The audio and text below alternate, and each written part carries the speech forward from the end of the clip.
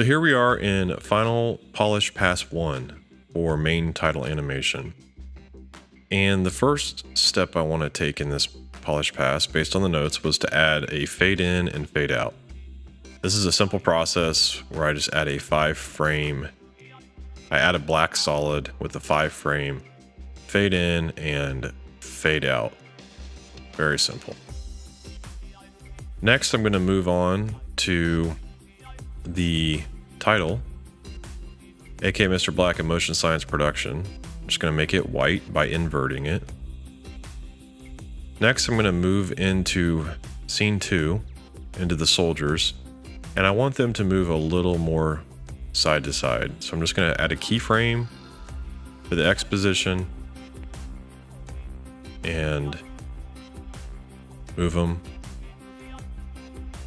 right to left.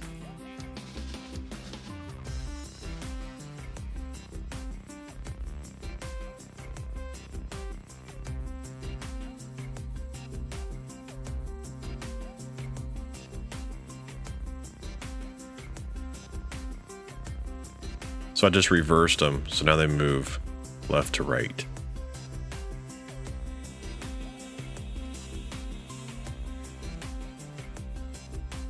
And then I'm just moving the end keyframe to adjust the speed of how much they move.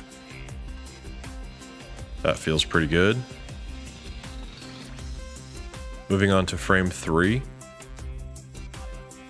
Here I'm just deleting layers that are not being used to simplify the timeline.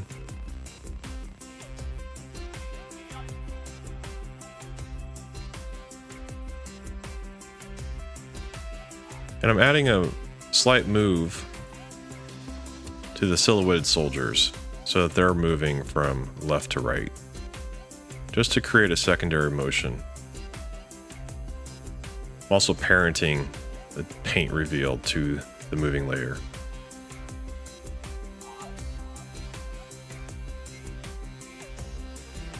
Next, in scene 4, I'm reducing the timeline.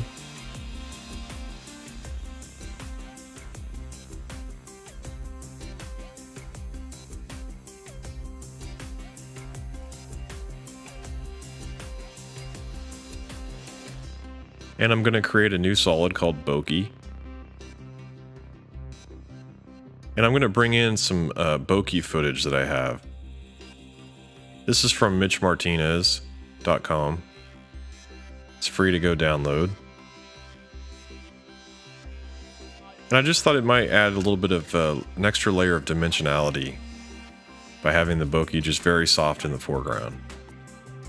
So I've added a fast box blur to the bokeh. And as you can see there, it's already looking nice.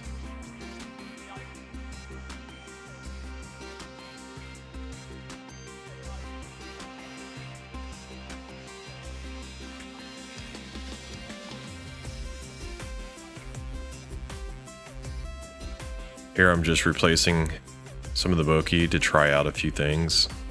Maybe to try 2 layers of bokeh. Or bokeh. I'm probably pronouncing it wrong.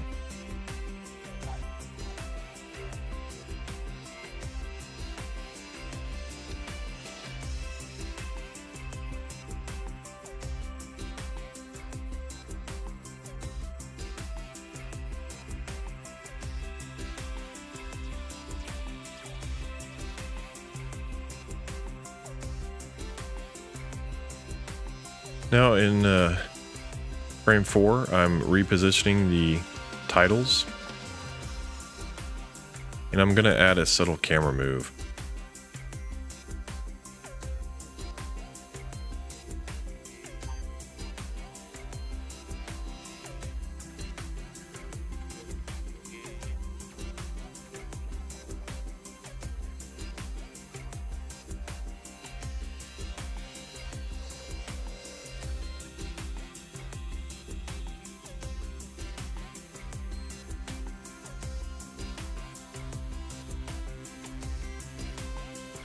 I've also added a little bit of movement to the framing device.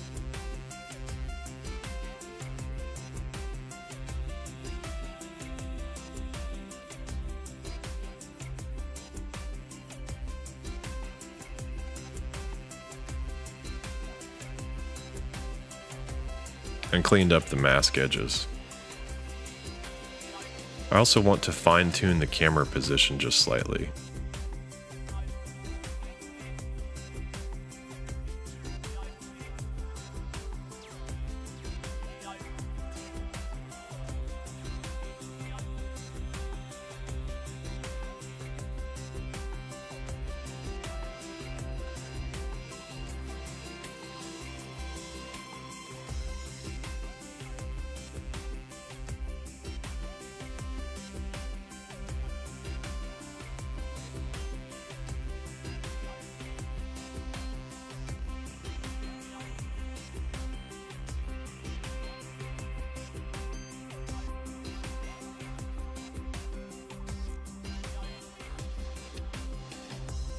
Okay, that part of scene 4 feels pretty good. Let's move on to this last shot in scene 4, which has several issues going on. One of them being the rack focus isn't working right.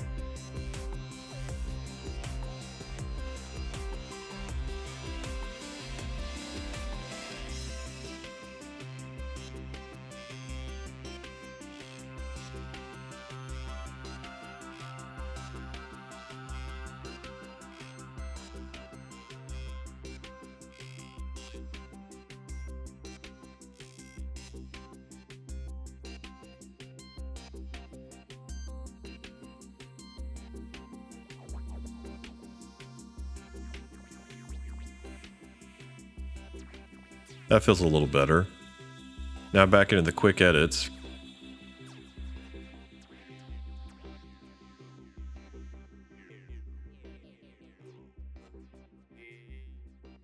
I'm going to go ahead and remove the scale ups in each of the photographs. I'm also going to make the layers 3D and add a 3D camera. And just do a push in on all the photos.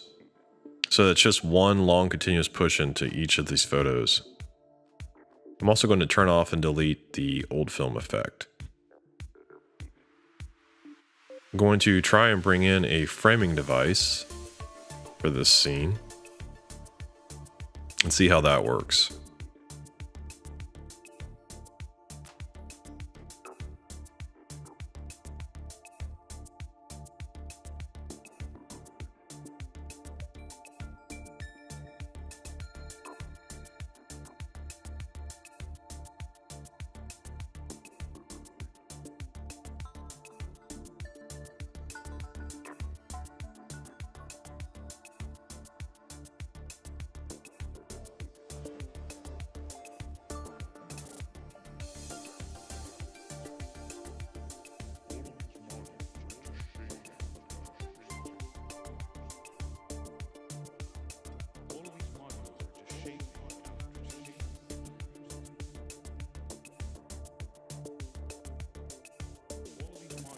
What I'm doing here is just masking the framing device and just adding a slight curve to the mask.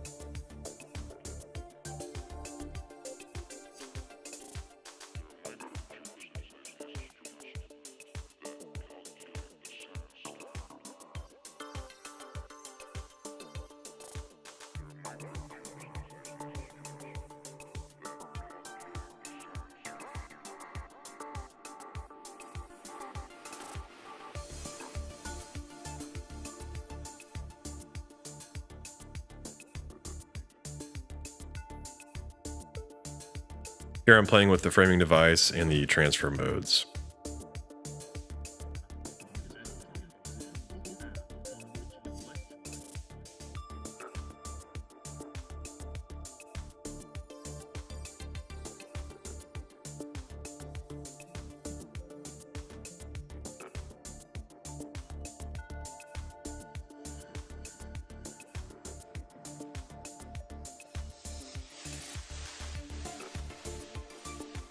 I'm also going to simplify the scene by deleting the secondary ink for each of the photos. Sometimes simpler is better.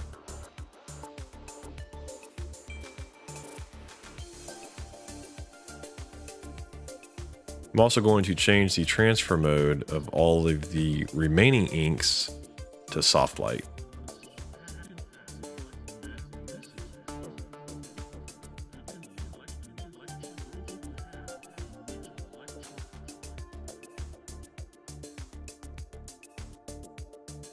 Then I'm going to add some paint reveal footage to the top of all the photographs.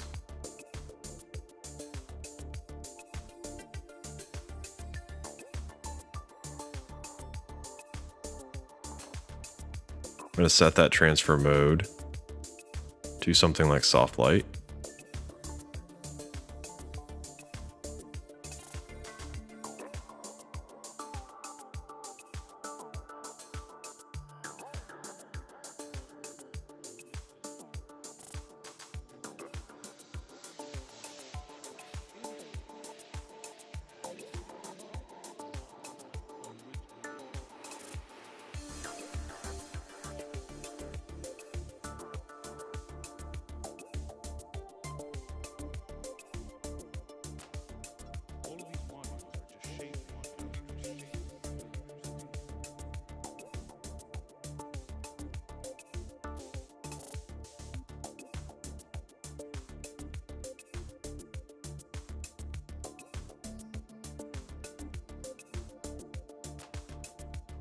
So what I'm doing here is just editing down the paint stroke effects so that at all times there's some paint stroke movement going on.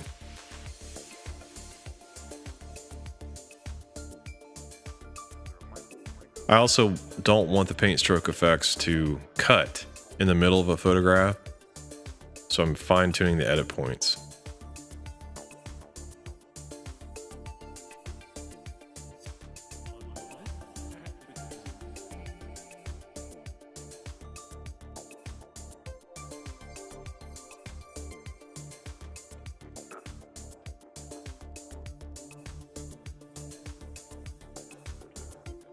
I'm also trying some bokeh over the top.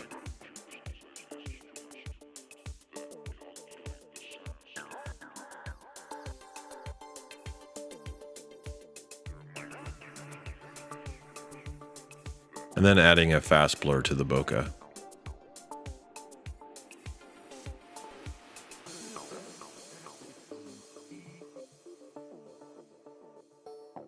It's definitely feeling better at this point.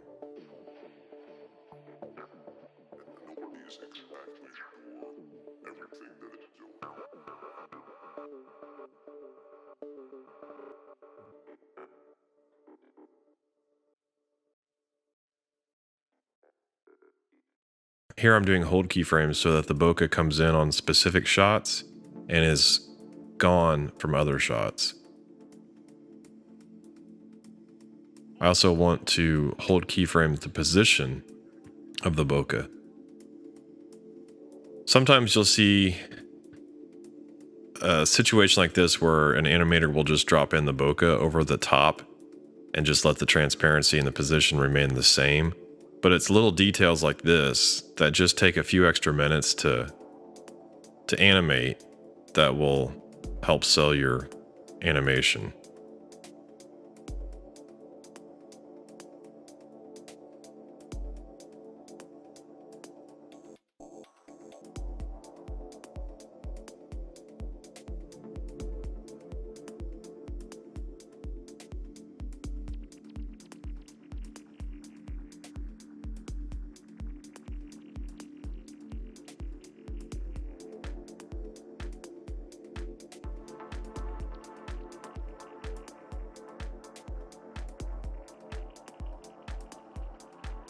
Yeah, so now the bokeh is a little more interesting to watch.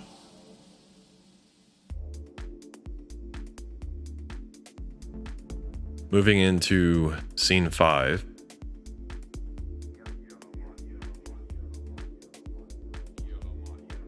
going to add a null object, make the null object 3D, and then parent the camera to that null object. And the point of this is that the null object will always have a position movement happening, and because the camera's parented to it, the camera will appear to always have constant movement in it. So in essence, we've added a secondary motion to the camera.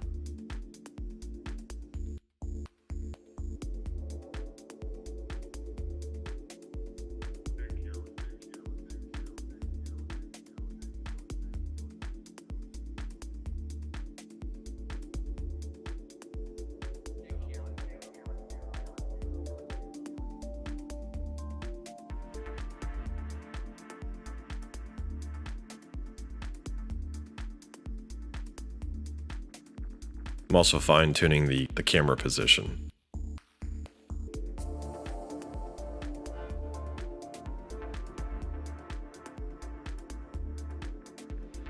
Yeah, you can see here that the camera is always moving at this point.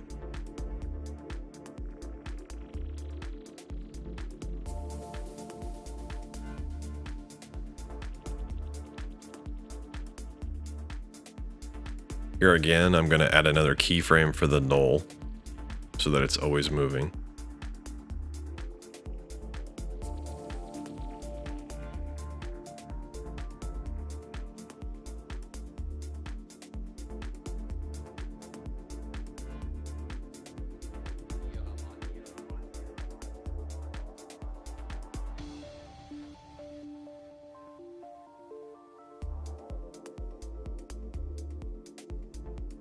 And I'll add another fourth keyframe to the null so that the camera is moving on the z-axis at all times. I think I want the camera to pull back though, instead of push in. Instead of going against the camera motion, we need to enhance the camera motion. Here a texture is being cut off. So I need to make sure and scale that up so that it's not cut off.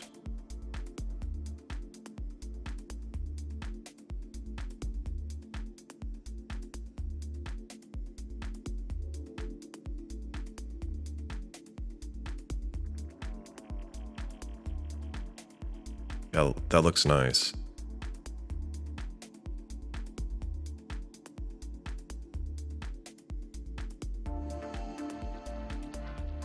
It might be interesting right here to use a paint reveal.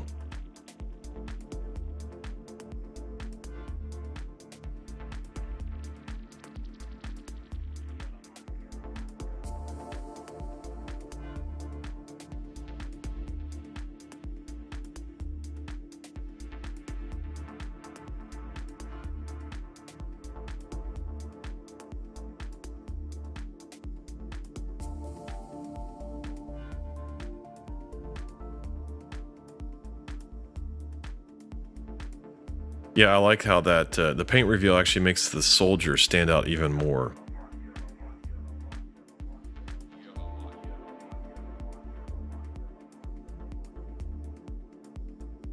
Here, it would be interesting to add smoke footage over the top of the smoke that's already in the photograph.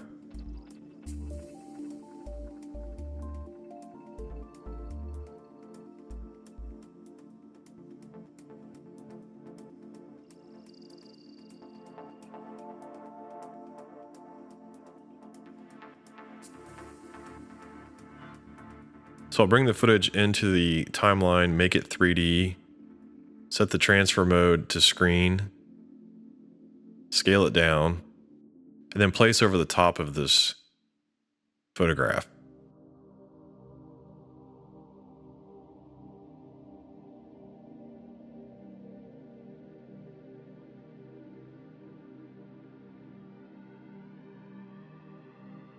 Yeah, so the explosion in the photograph is super fast, but it's very subtle details that make animations so much better.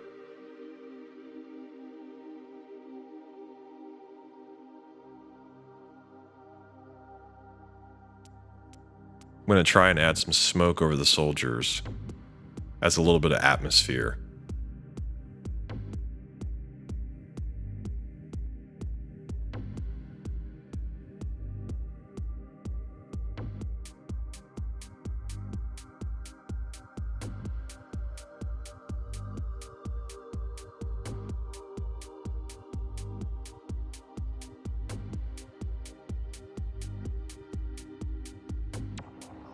Okay, that's looking cool. Let's move on to scene 6.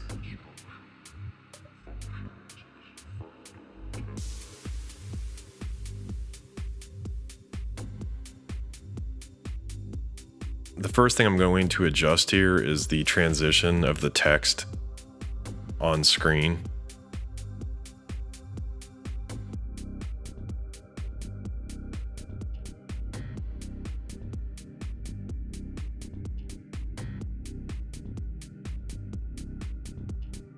Before, the transition was unnoticeable.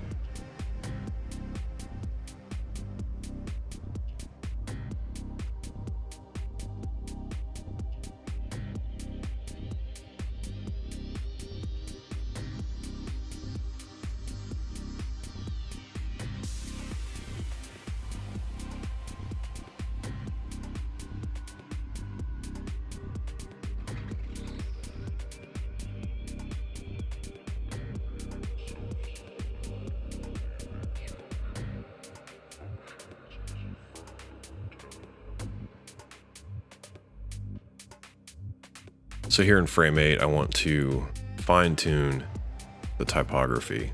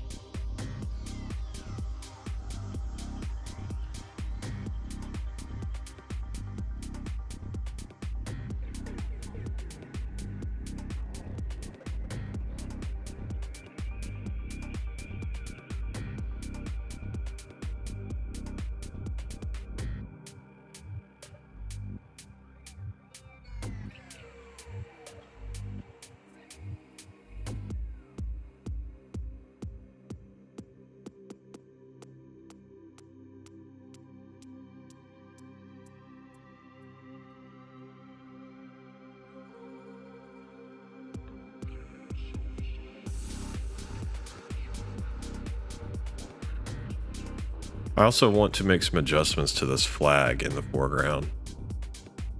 I want to bring it further in Z space, adjust the X position, as well as add a blur so that it appears to be closer to the camera.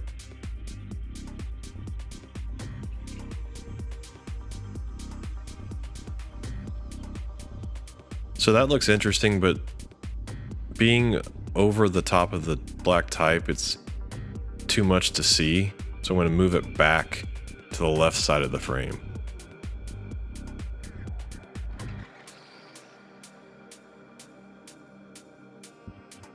Yeah, and that looks pretty cool.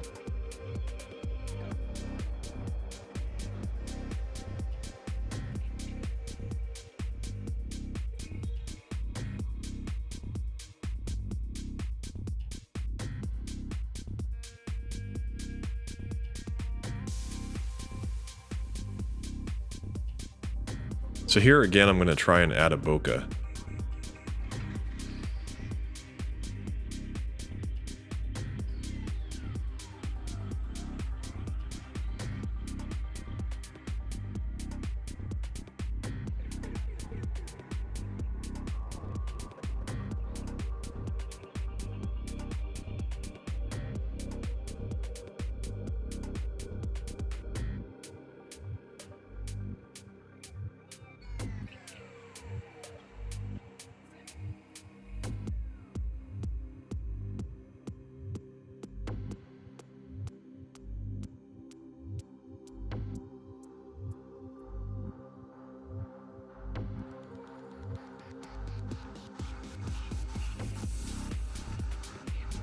That's looking cool.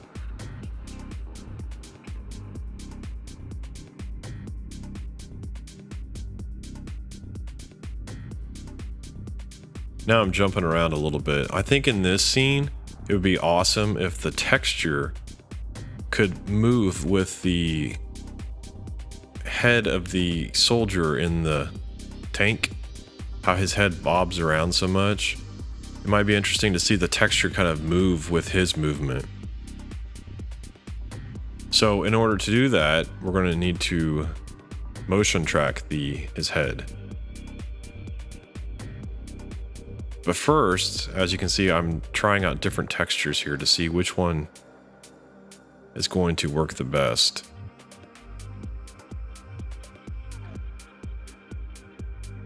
This texture is really gritty, but it may work well.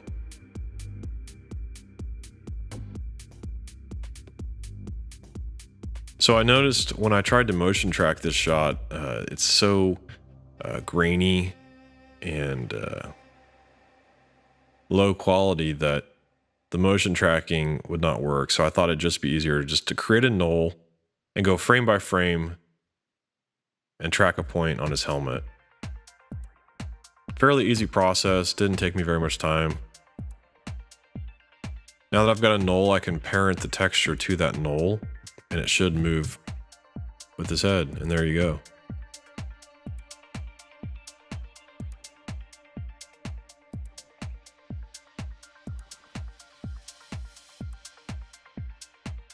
Cool.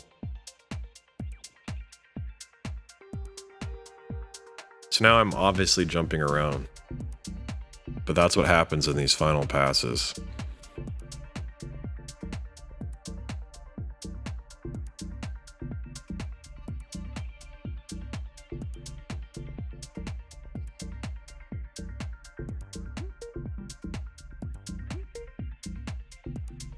So in this scene, I've positioned the blackboard texture closer in Z space.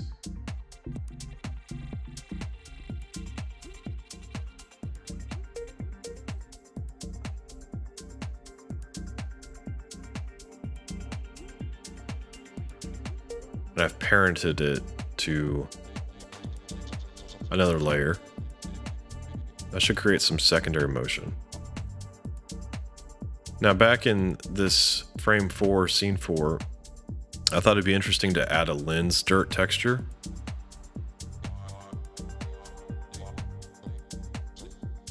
And I'm doing this by going into the Video Copilot Optical Flares plugin. And inside the plugin, if you turn off all the layers and then go into your lens texture and turn on a texture like this dag texture, you have a nice dirty lens texture over the top of your scene. And already I like the way that looks.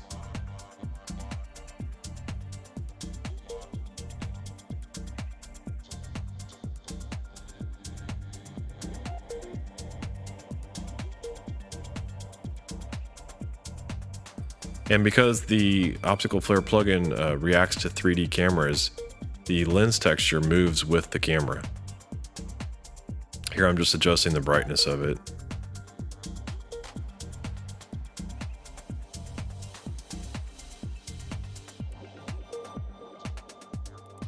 I'm also going to bring in this lens flare footage from Footage Crate.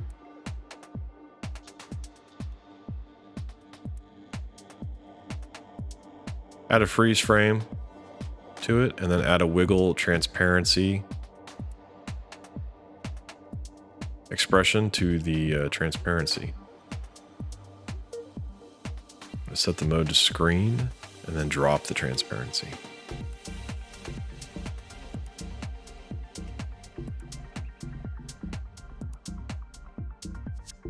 Yeah, that's kind of cool.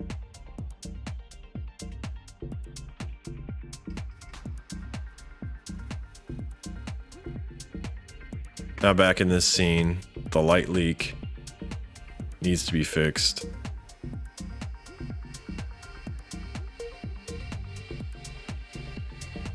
So I'm pre-composing the light leak effect.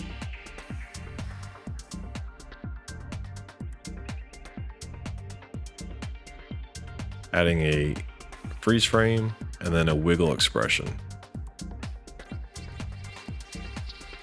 Also dropping the opacity of the light leak.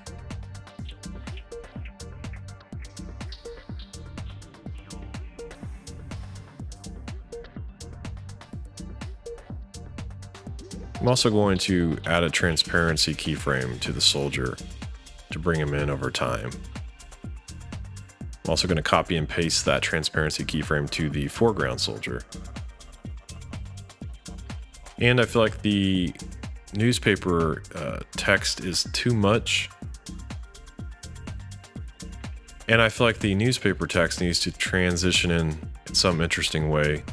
So an easy way to do this is just to mask it, add a feather to the mask, and just reveal over time.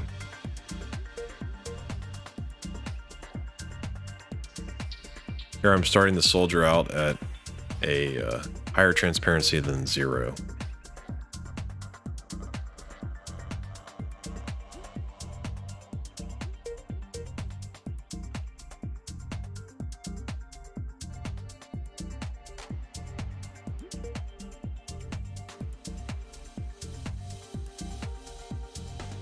Here I've copied and pasted the lens dirt texture from a previous scene, and I've opened up the plugin. I'm trying out different lens textures.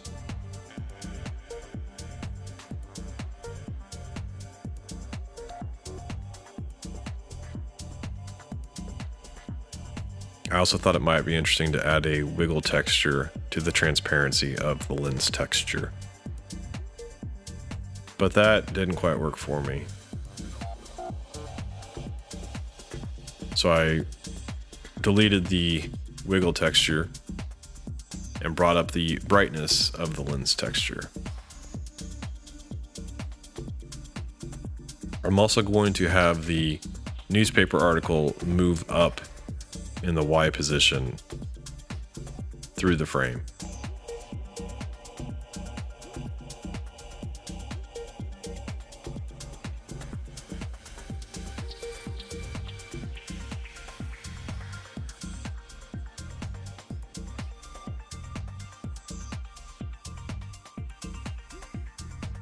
Okay, for this scene, I'm going to go ahead and reduce it down and delete what I'm not using.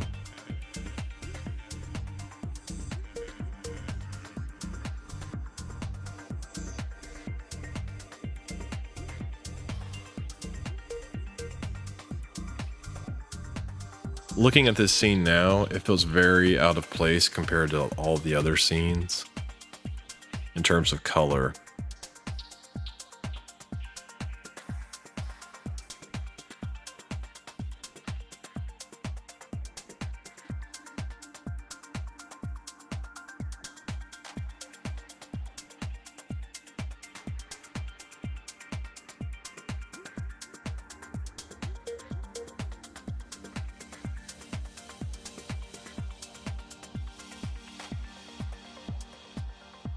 Here I'm just making a lot of subtle tweaks to the motion in this scene.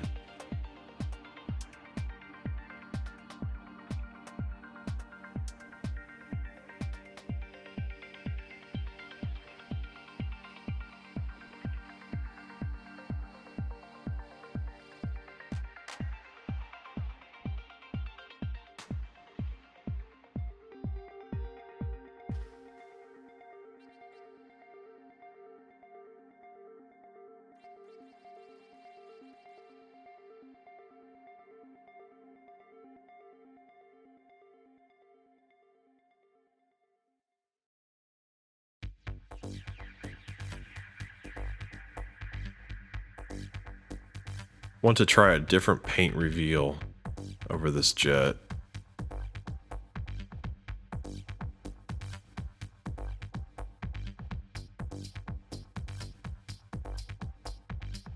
That's not too bad.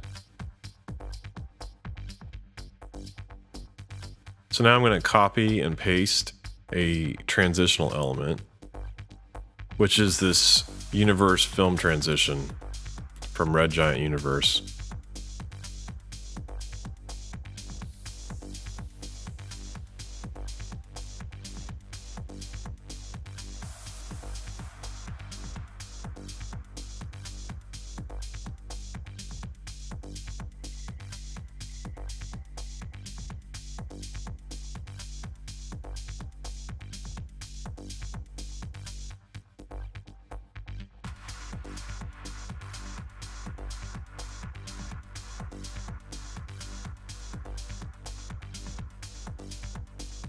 Yeah, that works well.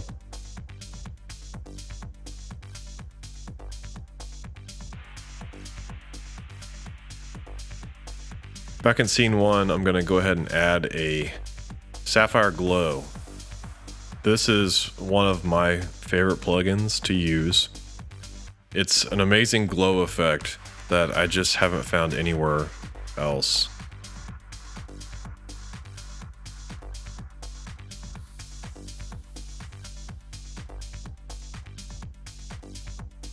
Now I'm just tweaking the texture inside of the titles. The titles were a little hard to read because of the texture, so I'm just moving them with my arrow keys frame by frame.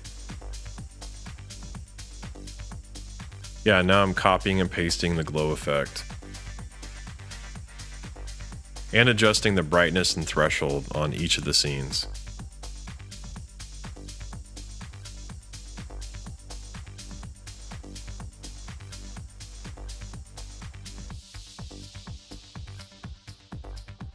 Too much glow can look cheesy.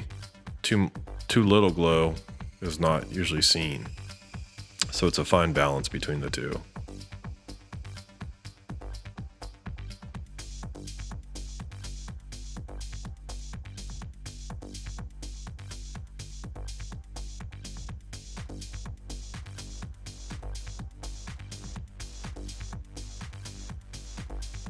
I'm also going to apply the flicker effect over the top of everything. And the flicker effect came from scene 9 animation.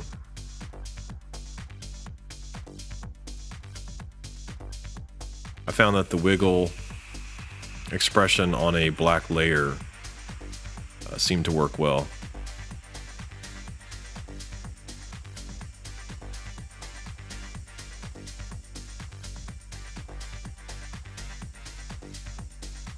I'm also applying a new adjustment layer, and to this adjustment layer I'm adding the transform effect.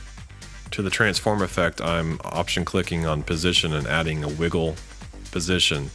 This makes it so I don't have to apply a wiggle expression to the position layer of each pre-comp. Instead I can just add one adjustment layer, transform, and add the expression to that position.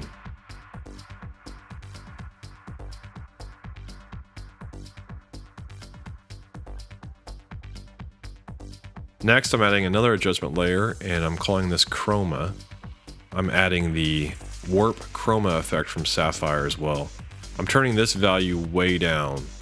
This is just a very, very subtle effect, but you can see before and after the separation of the red, green, and blue channels and the offsetting just gives it a little imperfection that looks amazing.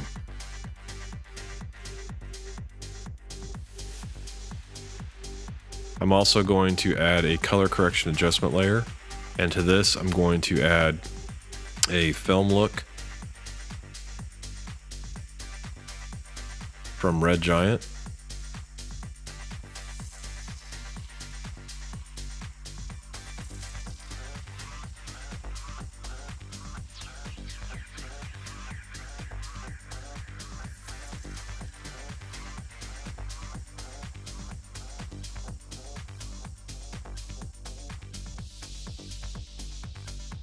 And I'm gonna try another preset in the looks plugin.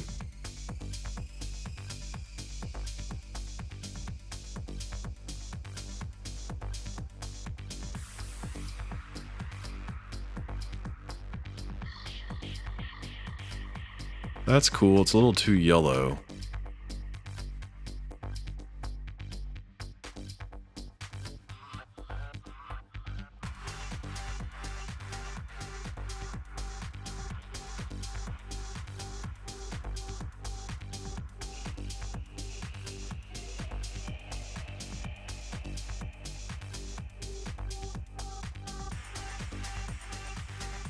So at this point, I will go ahead and render this animation out and then make a second round of notes and then move into the second round of polish.